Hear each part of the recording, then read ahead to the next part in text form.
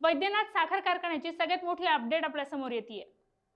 पंकजा मुंडेंच्या वैद्यनाथ साखर कारखाना अखेर पुन्हा सुरू होणार आहे। स्वतः पंकजा मुंडे यांनी ही माहिती जाहीर सभेतून दिली आहे। दुष्काळादरम्यान आर्थिक संकटात हा कारखाना सापडला होता, त्यामुळे हा कारखाना बंद होता।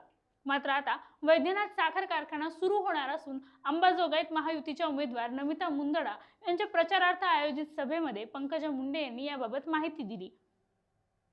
पंकजा मुंडे म्हणाल्या की ऊसाची चिंता करायची नाही। 14 तारखेला वैद्यनाथ कारखान्याचे जे काही झाले तिथे कारवाई झाली। माझा चांगला चाललेला कारखाना बंद पडला, माझ्या कारखान्याला मदत नाही मिळाली, हे सगळं जगासमोर आहे। त्या कारखान्याच्या विषयी मार्गी लागला आहे। मी नेहमी म्हणायचे कारखाना माझा राहू दे किंवा नाही, पण कारखाना चालला पाहिजे। मला फक्त सामान्य माणसाचे हित करायचे आहे, कुणीही चिंता करायची गरज नाही।